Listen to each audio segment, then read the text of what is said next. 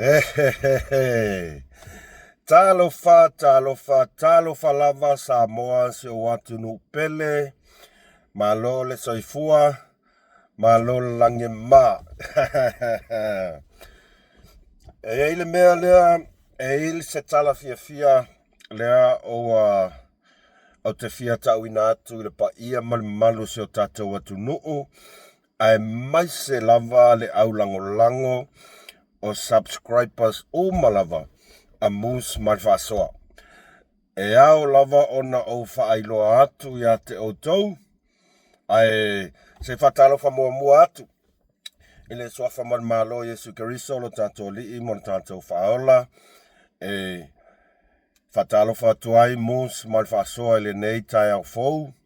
O tatou au lia mai whaafo ile vi inga malfaafitai. Ile atua lo tatou tamai le langi. Ona olona angalelei. Olona angalelei fai pea mo i tātou lana whanau. Ma eu le alofa o oe tamā. Ona o lau puipuinga, o lau tausinga ia te mātou lau whanau. Lea ua mātou au lia mai ai le nei asfofa popo yaso lo mātou wola. Whaaftai lau puipuinga, whaaftai lau leonga, whaafetai mo au whaamanu yanga ia i mātou lau whanau. Ewi no mātou sese, ewi no mātou wangasala i lau silafanga. Ai pe ta i tamā ele mawhaiona e tū la fua ia te mātou. Ia, mātou te whatalo whatuai, ina i o tātou tamā matina matutua. E le tai o na whaangaloina o tau i lau whatalo wha. Ai se a, ona o mātou talitonu, i le mana o tau tatalo, ia i mātou, i au mātou whiangai ai, mo mātou au mangaluenga. E le whaangaloina. E whapena foi, i le paia o le ainga sale vi, au tau sunga i whawhiangainga mo tau whaletua, o tau no whaalo, whatalo whatu mus man whasoa ia te au tau, ma lo lava whaitatalo, ma lo le ono sai whawhetai la o tau tautua, whawhetai la o tau taulongolongo, ma le wholawhalaina o upu ma fionga le atua. Awa ni ola stele ina ia sauwhanga atu ile ma lo le langi. Vi ia le atua i mea o malava. Ai Samoa se o atu no pele. Ai mai se le au lango. Subscribers o malava a mus malfaasoa. E au ina o whaaleo atu le nganga o le whaafetai ia te oto o malava. Ua au kere i loa pole as kua inga whaamkalanga e whaamatala tu ai ma whaaleo atu ai le nganga o le whaafetai e fia momoli atu ia te oto o malava. Ona o lea ua tini matau lau o le whaamoe o le tau mawhainga a mus ma le whaasoa. Ma e le tai o na whaangaloina o tau i la o tau langolango. Ana le se unoa la o tau langolango. E a fua lava tau mawhainga a mus ma le whaasoa. E ala ilan tau mawhainga ilanga YouTube channel. E ala ilan tau mawhainga le YouTube channel. Ia lea au te whailoa tuai maleanganga whaaloalo, maleanganga fia, maleanganga e tumu le whaafetai mo o tau umalava. O le aso le nei, lea ua tau nuu mai ai, le tupe mua lava o le YouTube a mus man whaasoa. E le mawhai ona ina. Le aso le nei, lea sa tau nuu mai ai. Le tupe mua lava o le YouTube channel a mus man whaasoa. Tele pe tuti o le amatanga lea o la tātou taumawhainga. Lea la ua maea ona lafo le tātou fesoasoani I Samoa. Mo le maota o tinama tamā matua I mapu I whangalele. Peisa o polo misi atu ai. Lea ua lafo ia o le la ua whataunuina le uso ia mau. Ia o le la ua maea o nganga sau wa lele lo Samoa ele ai. Nganga kaungu umaya le ai masesi mea le mafaufau a musu malwhaasoa. Pele ai se mea e te toi o lima ai ua umon o polo misi le mea te tau ona ave iai le wha mua mua. Ia, le nala ua taunu ui Samoa le tātou sosoani, na ua maea ona mamoli alo ia e le uso ia mau, I le maota o mapu I whangalele, ia ua talia malwhaftai, e le tamaitai sā, tamaitai pule o le maota I mapu I whangalele, pe tele, pe titi Samoa ai, ma le aulongolango musu malwhaasoa. O la o tau fesoa soani tele le na mo maota tamama tina matua.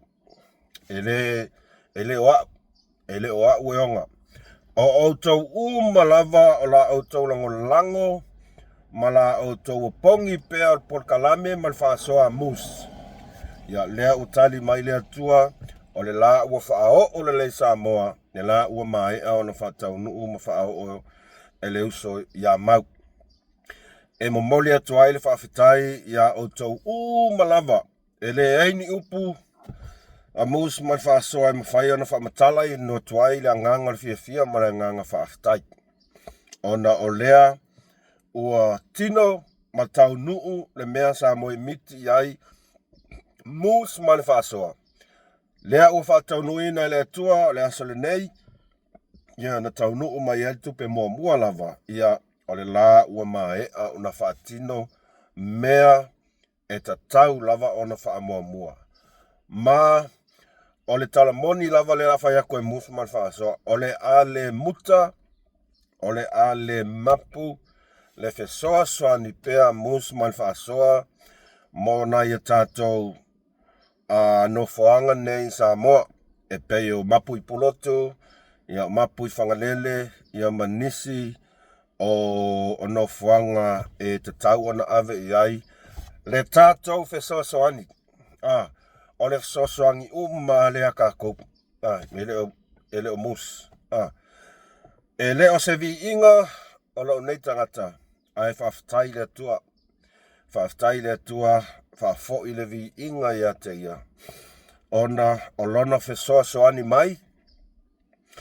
I so o se awala. Lea ua manuia ai tau mawhainga sa tau mawhai atu ai. Ia lea lau whakahu. La ua waisa munda ka kokupe o lauma e aunga o na mamoli alo ia ele uso ia mau.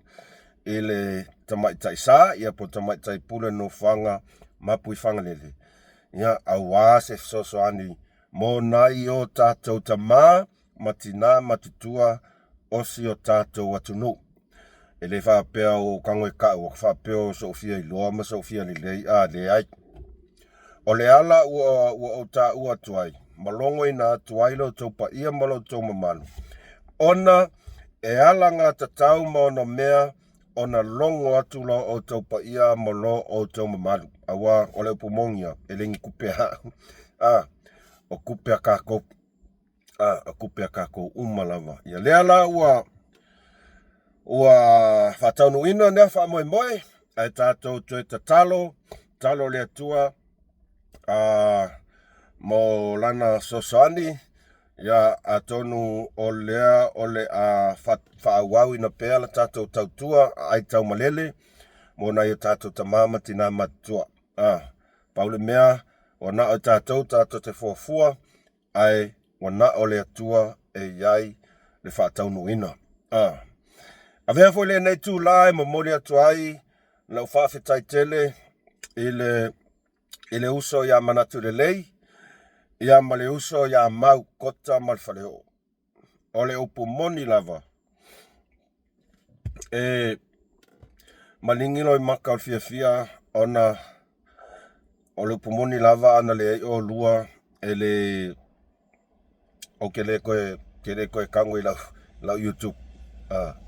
Whawhetai tele ia te olua na I uso la o lua whaamalosi au wa avea lava le lua whaamalosi au ma mea wake ia o koe kango I laka YouTube. Lea lau o kawa ai ma o ka kofo I le sua malie. Whawhetai manatu lei, whawhetai mau ia whamanuia pele tua ia te olua ma lua taumwhainga. Ia a tonu o le a tatou whaiwhai mea whaatasi mo tatou talangoa whelongo nai ia a wā lava statou sosoani I nai no whanga e mese lava a inga o tamama tina matua ia ma kwai fia si o tina ia I lau whai unga me wha mua ia o la ua whatau nu. Ia pele aia se me koe pao ia ele wha pe se kupenga mai keo moa tupe mai sosoani atu ia ai mese lava si o tatou atu nu ia kupenga kupe uma o ko o kupe uma o ko ele skupe mus ele skupe ai o la o tau lango mala o tau sosoani ia leo whatau nu ina mea uma ele lofa malanga le ele tua whaftai fo leo se a mau ia le na ua mai ona moli alo ia le tupe ia waka whaiwhi au a kuajo ka usa sole ia whaftai tele vi ia le tua vi ia lona lofa malona ngalilei ia I tātou lana whanau. Ia pei ua avea le mea leo whamanuyanga leo taunu.